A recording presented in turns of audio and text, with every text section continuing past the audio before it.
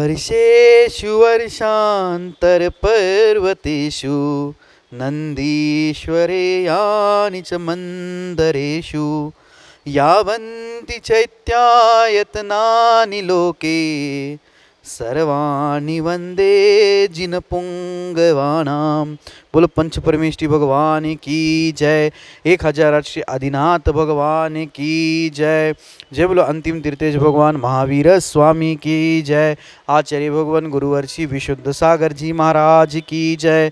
जय बोले मुनिषि सुप्रभ सागर जी महाराज की जय। जय बोले मुनिषि प्रणत सागर जी महाराज की जय।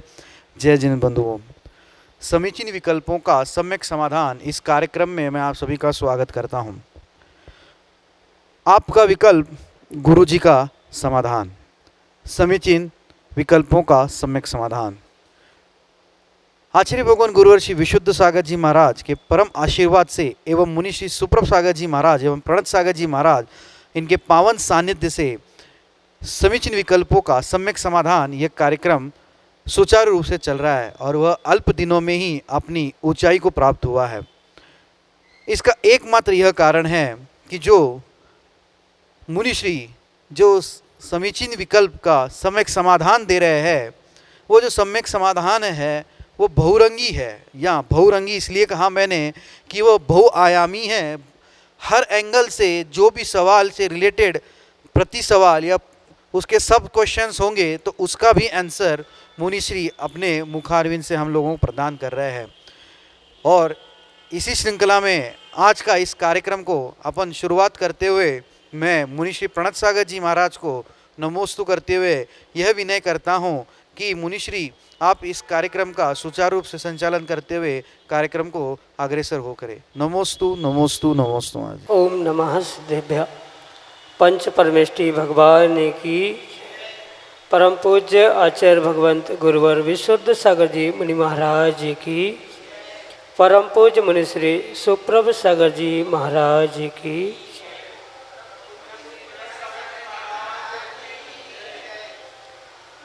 मन की तरंग संभाल ले बस हो गया भजन। ऐसा कहा जाता है लोक में कि जिसने मन की तरंगों को, उन मन के विकल्पों को संभाल लिया उसका संसार से कल्याण हो जाता है। और ऐसा ही एक कल्याणकारी उपाय हमें प्राप्त हुआ, समीचीन विकल्पों का सम्यक समाधान। विकल्प तो प्रति समय व्यक्ति के मन में उठते रहते हैं, लेकिन जब उन विकल्पों में समीचीनता आती है तो वह कल्याण का मार्ग प्रारंभ करा देते हैं। और यदि उन समीचीन विकल्पों का सम्यक समाधान एक निर्ग्रंथ गुरु के मुखारविंद से प्राप्त हो तो निश्चित ही वह कल्याणकारी होता है।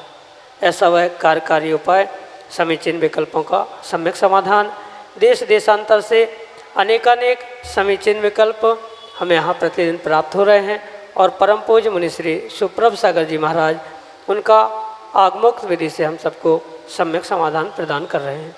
प्रारंभ करते हैं आज का सम्यक समाधान। और आज का पहला विकल्प जयपुर राजस्थान से नेमीचंद जैन छावड़ा परम पूज्य मुनि श्री के चरणों में बारंबार नमोस्तु निवेदित करते हुए अपना समीचीन विकल्प रख रहे हैं कि महाराज जी, पंचम काल में लाखों करोड़ों जीव नरक निगोद पर्याय के घोर दुखों को उठाकर तथा वहाँ सागरों की आयु पूरी करके दुर्लभ मनुष्य पर्याय प्राप्त करते हैं, कर भी रहे हैं।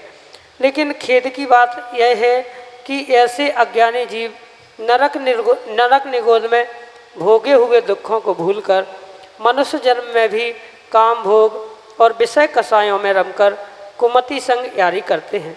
तो संसारी जीव सुमति सखी के संग यारी करके सुखी होने का प्रयास क्यों नहीं करते। हमारे समीचीन विकल्प का सम्यक समाधान करने की अनुकंपा करें। नमोस्तु महाराज जी, नमोस्तु। ओम नमः सिद्धम। परम पूज्य आचार्य भगवान गुरुवर विशुद्ध सागर जी महाराज जी के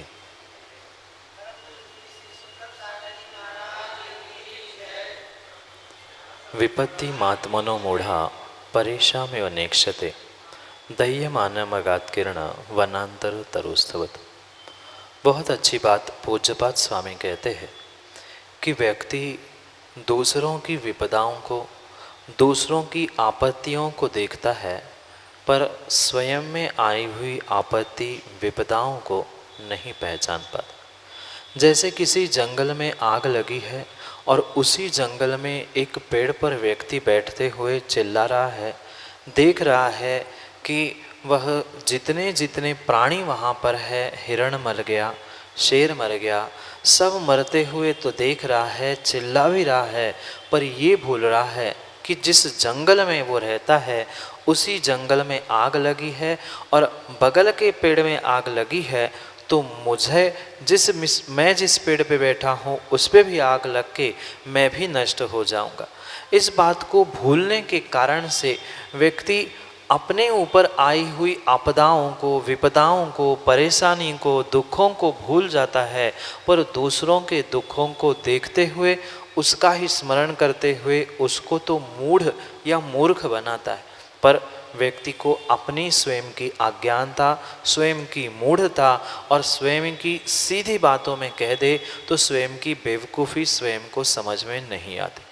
मात्र और मात्र इसके पीछे कारण एक ही है, वह अपने आप में मोह से ग्रसित हुआ है, और जिसके भीतर मोह बैठा है वह सत्य को जानता तो है पर उसे मानने का प्रयास नहीं कर पाता। शायद यही नेमिचंद जी कारण है जिसके निमित्त से व्यक्ति सत्य को जान रहा है कि अमुक व्यक्ति परेशान है, ये व्यक्ति दुखी है, इस कारण से दुखी है, सब कुछ जानता है, पर वह सत्य को मान नहीं पा रहा है। जब तक उसके भीतर मोह का अंधकार, मोह का अज्ञान छाया है, तब तक वह सत्य को न जान पाता है, न पहचान पाता है, न उसे कभी मान पाता है। जब तक वह जो सत्य कह रहा है दूसरे को देखते हुए विचार कर रहा है कि कितना मूर्ख है, सामने गड्ढा दिख रहा है फिर भी कूद रहा है, उसे तो देखते हुए गिरते हुए समझ रहा है, पर व्यक्ति स्वयं आंख बंद करते हुए उस मोह के अंधकार में और उस मोह के अंधकार के निमित्त से संसार के दुखों में जो प्रतिपल गिर रहा है, उसे स्वयं का ही स्वयं में होश नहीं है। मात्र और मात्र उस मोह की बेहोशी के कारण ही वह सत्य को जानते हुए भी सत्य को मान नहीं पा रहा है, और सत्य को मान नहीं पा रहा है इसलिए उस जो सुख रूपी सखी है उसके साथ वह संग नहीं कर पा रहा है। मात्र और मात्र दुखों में उलझकर दुखों से छुटकारा प्राप्त नहीं कर पा रहा है। जिस दिन उसका ये सम्यक निर्णय हो जाएगा कि मात्र संसार के जीव ही दुखी नहीं हैं, उनके साथ साथ रहते हुए मैं भी दुखी हूँ, और उस दुख से बचने के लिए मुझे स्वयं में कुछ प्रयास करना होगा, पुरुषार्थ करना होगा, ये बात जिस दिन उसे मात्र शब्दों में नहीं अपितु भीतर से समझ में आएगी, उसी दिन पक्का वह ये कार्य करने के लिए प्रवृत्त होगा। इसलिए उस सुख रूपी सखी को प्राप्त करने के लिए दुख रूपी सखी को छोड़ते हुए मोह रूपी अज्ञान, मोह रूपी अंधकार से दूर होते हुए हमें भीतर सत्य की और सम्यक ज्ञान की ज्योति प्राप्त करनी होगी, जिसके द्वारा जीव उस मोह अंधकार से दूर होते हुए सत्य के मार्ग को जो जानता है, दूसरों को देखता है या दूसरों को सलाह देता है ऐसा करना चाहिए, वह स्वयं को भी सलाह देते हुए स्वयं उस मार्ग पर बढ़ सकता है। मात्र और मात्र मोह के कारण मूढ़ता छाई है, और मूढ़ता के कारण ही वह सुख रूपी सखी को संग नहीं कर पा रहा है। यही आपके लिए सम्यक समाधान। पीसी जैन, इंदौर, मध्य प्रदेश से परम पूज्य मुनिश्री के चरणों में बारंबार नमोस्तु निवेदित करते हुए अपना समीचीन विकल्प रख रहे हैं कि महाराज जी पंचाध्यायी ग्रंथ में पंडित राजमल जी ने मिथ्या दृष्टि के प्रशम, संवेग, अनुकंपा और आस्तिक घटित किया है। तो यहाँ पर मेरा समीचीन विकल्प यह है कि जिसके सम्यक ही नहीं है तो उसके प्रशमपना आदि कैसे हो सकता है। हमारे समीचीन विकल्प का सम्यक समाधान करने की अनुकंपा करें। नमोस्तु महाराज जी, नमोस्तु। हमारे लिए पूर्वाचार्यों का प्रमाण और पूर्वाचार्यों के ग्रंथ ही सर्वोपरि प्रमाण रूप से ग्रहण करने योग्य है। अन्य वर्तमान के किसी विद्वान ने, किसी अन्य व्यक्ति ने कुछ क्या कहा है, उस पर बहस करने की जगह अगर हम आगम के परिप्रेक्ष्य में पूर्वाचार्यों की परम सत्य बात को, उनकी वाणी को समझने का अगर प्रयास करेंगे तो स्वयं ही दूसरों की बातों का और विपरीत बातों का कथन या विपरीत बातों का खंडन सहजता से हो सकता है। इसलिए सबसे पहले हमें पूज्यपाद स्वामी से मिलना होगा, जहाँ पूज्यपाद स्वामी सर्वार्थ सिद्धि ग्रंथ में सम्यक दृष्टि का लक्षण बतलाते हुए कहते हैं, प्रशम, संवेग, अनुकंपा, आस्तिक ये सराग सम्यक दृष्टि के लक्षण हैं और वीतराग सम्यक दृष्टि के आत्मविशुद्धि मात्र इतरत यानी जो सरागी के बाद वीतरागी सम्यक दृष्टि है उसका मात्र आत्मविशुद्धि ही लक्षण कहा गया। इस परिप्रेक्ष्य में हम सत्य बात को यही समझना होगा कि जो वर्तमान में कुछ विद्वानों ने अपना चिंतन या अपने विचारों को आगम का कहते हुए जो लेखन किया है वह किंचित भी हमारे पूर्वाचार्यों से तालमेल नहीं खाता। और जहाँ वर्तमान के किसी भी व्यक्ति का, चाहे वह त्यागी व्रती भी क्यों न हो, अगर पूर्वाचार्यों के वक्तव्य के साथ उनका तालमेल नहीं बैठता है, किसी भी प्रकार से उनसे विपरीत कथन प्राप्त होता है, तो हमारे लिए तो परिपूर्ण रूप से पूर्वाचार्यों का व्याख्यान, पूर्वाचार्यों के ग्रंथ ही प्रमाणभूत है। इसलिए सबसे पहले बात हम ये समझे कि प्रशम, संवेग, अनुकंपा और आस्तिक ये जो चार लक्षण बताए गए हैं ये परिपूर्ण रूप से सम्यक दृष्टि के पास ही हो सकते हैं। जिसके पास प्रशमता नहीं है, संवेग नहीं है, अनुकंपा नहीं है और आस्तिक यानी तत्वों के प्रति रुझान, श्रद्धा नहीं है, उसको हम सम्यक दृष्टि कह ही नहीं सकते। और जो सम्यक दृष्टि नहीं है उसके पास आस्तिक गुण कैसे हो सकता है? प्रशमता यानी कषायों में जो तारतम्यता से कम अधिक बना था वह कम पना उनके पास कैसे हो सकता है? जो विषय भोगों के प्रति उदासीनता सम्यक दृष्टि के पास होती है वह मिथ्या दृष्टि के पास नहीं हो सकती। हाँ, कथनचित उस बात को हम इस प्रकार से समझ सकते हैं कि इन गुणों को प्राप्त करने का प्रयास वह भद्र मिथ्या दृष्टि कर सकता है।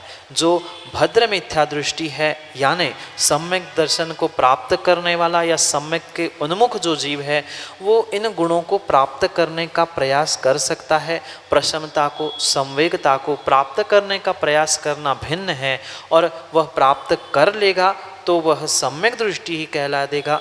मिथ्या दृष्टि का ये लक्षण किसी भी प्रकार से घटित हो ही नहीं सकता। जब हमारे पूर्वाचार्य स्पष्ट रूप से कह रहे हैं, मात्र पूज्यपाद स्वामी ही नहीं अपितु अनेकानेक आचार्य भगवंतों ने सम्यक दृष्टि की ही पहचान करने के लिए इन चार लक्षणों को कहा है।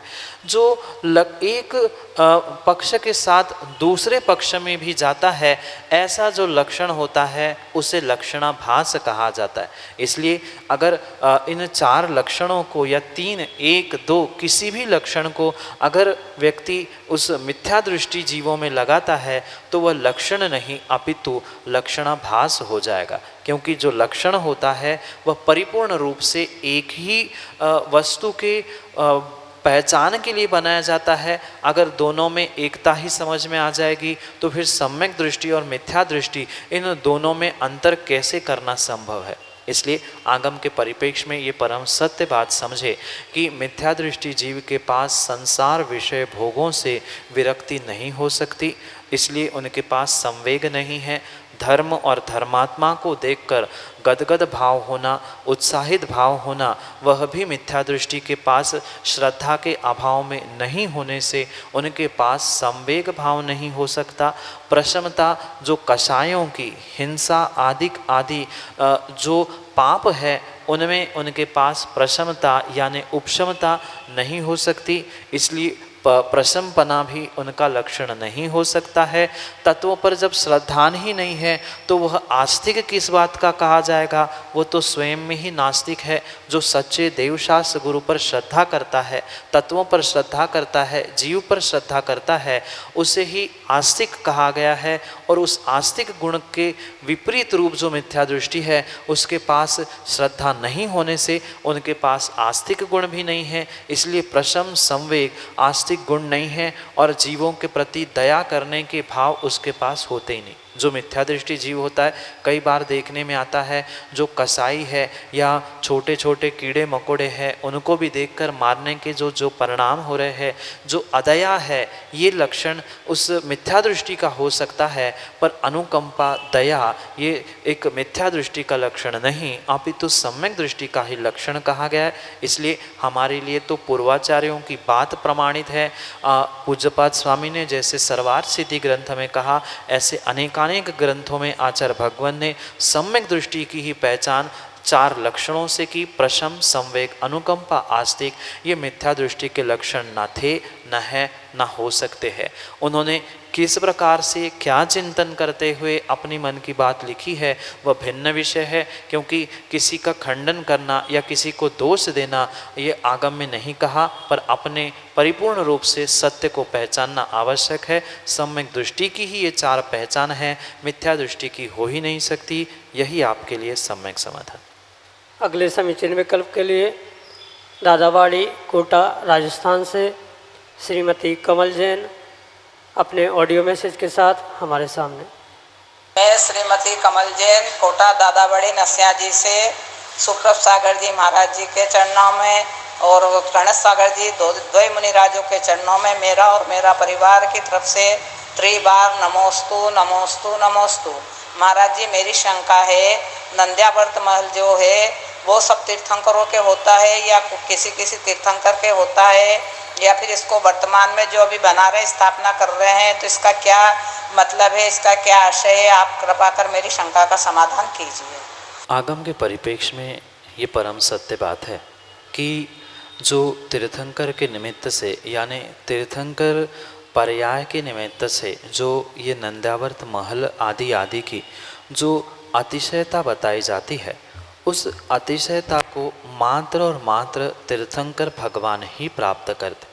इसका मतलब ये नहीं है कि मात्र आदिनाथ भगवान का नंद्यावर्त महल होता है या मात्र शांतिनाथ भगवान का नंद्यावर्त, ऐसा कुछ भी व्याख्यान नहीं मिलता। अपितु जो जिस महल में वह तीर्थंकर बालक रहते हैं या तीर्थंकर राज्यावस्था आदि आदि में रहते हैं, उनके उस महल को ही नंद्यावर्त महल कहा जाता है। साथ में ये बात भी हम अवश्य समझें कि वर्तमान में जहाँ जहाँ नंद्यावर्त महल बनाया जा रहा है या नंद्यावर्त महल के नाम से स्थापना की जा रही है, वह मात्र नाम निक्षेप से की जाने वाली स्थापना है। जैसे आगम में 4 प्रकार की निक्षेप की बात आती है, नाम, स्थापना, द्रव्य, भाव, तस्तन्यासा। इस सूत्र के अनुसार जो 4 प्रकार की स्थापना या 4 प्रकार का निक्षेप किया जाता है, न्यास किया जाता है, बिल्कुल वैसे ही वर्तमान में जितने जितने महल बनाए जा रहे हैं, किसी ने अपने घर का ही नाम नंद्यावर्त महल रख दिया, कई स्थानों पर हस्तिनापुर जैसे स्थानों पर वहाँ महल बनाया गया और उसका नाम नंद्यावर्त रख दिया। तो किसी के नाम निक्षेप करने से या नाम मात्र रखने से वस्तु वैसी हो जरूरी नहीं है। माना कि किसी व्यक्ति का नाम शेर सिंह रख दिया पर वो चूहे से ही डरता है, तो उसका नाम मात्र नाम से लिखा गया है। जो शीतल प्रसाद है उसे तन क्षण क्षण में गुस्सा आता है, तो ये नाम निक्षेप से किया गया, उसका नामकरण मात्र है। ऐसे ही वर्तमान में जितने भी नंद्यावर्त महल या नंद्यावर्त नाम के जो कुछ भी बिल्डिंग आदि प्राप्त होती है, मात्र और मात्र उस भूत की उस नंद्यावर्त महल का निक्षेप करते हुए नाम से उसको बनाया गया है। अगर बिल्कुल वैसा ही आकार देते हुए स्थापना की है तो हो सकता है कथनचित हमें उसे स्थापना निक्षेप से भी स्वीकार करना होगा, पर जो भाव निक्षेप और द्रव्य निक्षेप से नंद्यावर्त महल है वह मात्र और मात्र तीर्थंकरों के निमित्त से, जब तीर्थंकर भगवान होते हैं उन 24 तीर्थंकर भगवान के निमित्त से ही ही उनके ही काल में हुआ करता है। पंचम काल में ना तीर्थंकर है, ना कोई द्रव्य और भाव निक्षेप से नंद्यावर्त महल है, कथनचित स्थापना निक्षेप से, कथनचित नाम निक्षेप से हम नंद्यावर्त महल को, बिल्डिंग को, आदि आदि को ग्रहण कर सकते हैं। यही आपके लिए सम्यक समाधान। ऋचा जैन ललितपुर उत्तर प्रदेश से अगले समीचीन विकल्प के लिए हमारे सामने। महाराज जी के चरणों में बारंबार नमोस्तु नमोस्तु। महाराज जी, मेरा प्रश्न यह है कि कभी कभी हमें समझ में नहीं आता कि हमारे जीवन में क्या चल रहा है, मतलब जैसा हम चाहते हैं वैसा कुछ भी नहीं होता है, तो ऐसे में कैसे अपने परिणाम और मन को शांत रखना चाहिए। नमोस्तु महाराज जी, नमोस्तु। अक्सर ज़िंदगी में ऐसा ही होता है, जो हम सोचते हैं वह कभी कभी होता है, जो होता नहीं है वह भी कभी कभी होता है। इसलिए तो सुख में और दुख में वह हंसता और रोता है। ये जीवन का ही सिलसिला ही ऐसा है कि व्यक्ति हमेशा ही सोचता कुछ और है और उसके साथ होता कुछ और है, क्योंकि ये हमारा जीवन हमारे सोचने से नहीं होता, अपितु हमने किए हुए पिछले कर्मों के निमित्त से हमारे जीवन में अच्छा बुरा आदि सब कुछ घटित होता है। व्यक्ति इस सत्य को नहीं पहचान पाता है, जिसके कारण से दुख में रोता है, सुख में हंसता है, या कभी उदास होता है, कभी अपने आप को ही हीन भावना से देखने लगता है। ये जितने भी परिणाम हो रहे हैं या जितना भी मेरे जीवन में कार्य घटित हो रहा है, परिपूर्ण रूप से मात्र और मात्र मेरे पिछले कर्मों के उदय के निमित्त से ही हो रहा है।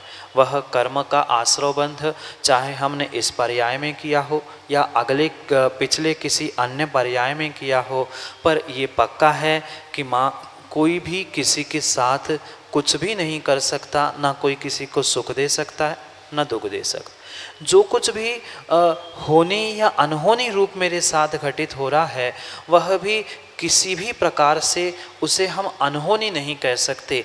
मात्र और मात्र हमारा उस विषय में जो अज्ञान है या उस विषय में हमारी जानकारी नहीं है कि मैंने पिछले पर्यायों में क्या किया या ये मेरे साथ हो रहा है उसका कारण क्या है, कारण का ज्ञान नहीं होने से ही व्यक्ति उसे कभी अनहोनी कहता है, कभी होनी कहता है, कभी सुख कहता है, कभी दुख कहता है।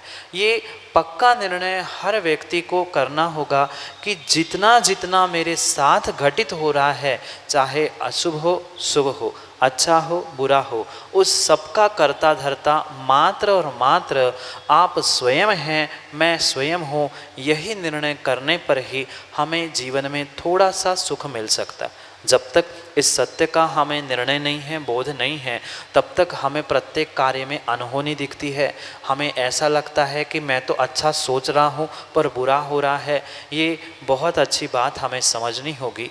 मात्र सोचने से जैसे माँ पेट नहीं भरता, कार्य करना पड़ता है, ऐसे ही मात्र सोचने से ही हमारे दिन बदल जाए या मेरा कुछ अच्छा हो जाए ज़रूरी नहीं है। हमें वैसा पुरुषार्थ भी करना होगा। जो पिछले कर्म के निमित्त से मेरे साथ अच्छा बुरा सुख दुख रूप घटित हो रहा है, उसको भी बदलने की शक्ति परिपूर्ण रूप से हमारे भीतर होती है। हमने अगर सम्यक पुरुषार्थ किया, सम्यक भावना भाई, सम्यक सोच बनाई, तो नियम से हमारे समय, हमारा दिन, हमारे कार्य बदल सकते हैं। पर मात्र हम उन भावनाओं को ही भाते रहे या सोचते ही रहे कि मेरा अच्छा हो जाए, मेरा अमुक कार्य बन जाए, मेरा जीवन बदल जाए, मात्र सोचने से हमें कुछ भी मिलने वाला नहीं है। थाली के सामने बैठकर कोई बालक, कोई व्यक्ति कितना भी सोच ले मेरा पेट भर जाए, मेरा पेट भर जाए, नहीं भरता। जब तक ग्रास बनाकर मुख में रखकर उसे चबाया नहीं जाएगा, पचाया नहीं जाएगा, तब तक पेट भरने की क्रिया पूर्ण नहीं हो सकती। बिल्कुल जीवन के साथ भी हमें यही समझना होगा कि हमने आज तक यही भावना भाई, कभी भगवान के सामने जाकर भाई, कभी गुरु के सामने बैठकर, कभी एकांत में ही बैठकर हमने यही सोचा कि मेरे साथ अच्छा होना चाहिए, मैं ऐसा कर लूँ, मैं वैसा कर लूँ। पर मात्र करने से, कहने से काम नहीं होगा। हमें उस भावना को साक्षात पुरुषार्थ में उतारना होगा। जो हम सोच रहे हैं उसे हमें करना भी होगा और जो हम कर रहे हैं उसे सोचना भी होगा। दोनों बातों को साथ साथ लेके काम होगा। अगर मन नहीं है तो भी खाया हुआ भोजन पचता नहीं है, और जो हमने मात्र भाव बनाए हैं तो भी हमारा पेट नहीं भरता। इसलिए भावना भी आवश्यक है, क्रिया भी आवश्यक है, भाव भी आवश्यक है और कार्य भी आवश्यक है। जो हम सोच रहे हैं हमें करने के लिए पुरुषार्थ करना होगा। पिछले कर्म के उदय से जो भी हुआ था उसको उस भावना से और क्रिया से, चारित्र से हम बदल सकते हैं। यही आपके लिए सम्यक समाधान। श्रीमती इंदिरा जैन, गोना, सागर, मध्य प्रदेश से अगले समीचीन विकल्प के लिए हमारे सामने। नमोस्तु नमोस्तु। इस कोरोना काल की महामारी में हमने अपनों को खोया है, सपनों को खोया है। इस हमारा किस पाप का उदय है? ऐसा हम क्या करें कि हम इस तीसरी लहर की चपेट में ना आ पाएँ, हम सभी का पाप पुण्य में बदल जाए। बताइए स्वामी। नमोस्तु नमोस्तु। कोरोना महामारी ने अपनों को और सपनों को लूटा, ये परम सत्य है। पर उन्हीं के अपनों को और उन्हीं के सपनों को लूटा है जिनके पुण्य कर्म का उदय नहीं था या पाप कर्म का उदय था। अगर व्यक्ति परिपूर्ण रूप से देवशास्त्र गुरु की भक्ति करने में अगर लीन हो जाएगा तो उसके उस अशुभ कार्य भी या पाप रूप क्रिया भी पुण्य रूप परिवर्तित होने से वह जो पुण्य का आश्रव करेगा उस पुण्य के आश्रव के निमित्त से ही इस प्रतिकूल काल में भी व्यक्ति अपने को, अपनों को और सपनों को भी बचाने की साहस रखता है। पर इसके लिए परम आवश्यक है कि सच्चे देवशास्त्र गुरु पर श्रद्धा होना, उनकी पूजा, सेवा, वैयावृत्ति आदि करने से ही जीव अपने अशुभ परिणामों से बचते हुए शुभ में प्रवृत्ति कर सकता है। साथ में एक बात माँ और भी अवश्य ध्यान रखे कि उन्हीं जीवों की मृत्यु हो गई जिन्होंने उस कोरोना महामारी का नाम सुन के जो भीतर डर प्राप्त कर लिया, जो डर गया सो मर गया। जितनों ने उससे लड़ने की हिम्मत जुटाई उन्होंने उस कोरोना महामारी को, मतलब बिल्कुल जिनका 90% कार्य बंद हो चुका था वो भी उस मार्ग से पुनः लौट के आए हैं। और इसलिए अपने आप में विश्वास बना के रखते हुए बिना डरे हुए हिम्मत के साथ सच्चे देवशास्त्र गुरु पर श्रद्धा, उनकी पूजा आराधना पुण्य कार्य करने में अगर हम संलग्न रहेंगे तो नियम से हम उस आने वाली तीसरी लहर से भी बचने की संभावना है। अगर हमने तीव्र पुण्य का आश्रय कर लिया इन चंद दिनों में तो नियम से हमारा कल्याण हो सकता है, हम भी उससे बच सकते हैं। यही आपके लिए सम्यक समाधान। जय जिन बंधुओं, आप हम सभी लाभ ले रहे थे समीचीन विकल्पों का सम्यक समाधान इस कार्यक्रम का। मुनि श्री सुप्रभ सागर जी महाराज एवं मुनि श्री प्रणत सागर जी महाराज के परम पावन आशीर्वाद सानिध्य से यह कार्यक्रम चल रहा है। यह कार्यक्रम प्रतिदिन शाम को 4 बजे पारस टीवी चैनल पर प्रसारित होता है एवं इस कार्यक्रम का प्रसारण 5:13 पे यूट्यूब चैनल सुप्रभ वॉच के माध्यम से होता है। मुनिश्री के प्रवचन प्रतिदिन शाम को 7:40 पे जिनवार टीवी चैनल पर प्रसारित होते हैं। यूट्यूब चैनल सुप्रभ वॉच पे आप सब्सक्राइब करिए एवं लाइक ज़रूर करिए ताकि आपको मुनिश्री के हर अपडेट्स प्राप्त हो और मुनिश्री के जो डेली के प्रवचन हैं उसका जो नोटिफिकेशन भी आपको प्राप्त होगा तो आपको याद रखने की ज़रूरत नहीं होगी। मुनिश्री के प्रवचन सुप्रभ वॉच एवं बाकी अन्य चैनल के माध्यम से भी आप सुन सकते हो। मैं मुनिश्री के चरणों में नमोस्तु करते हुए आज के सुप्रभ वॉच, आज के सम्यक समाधान इस कार्यक्रम को यहीं पे विराम देता हूँ। नमोस्तु नमोस्तु नमोस्तु।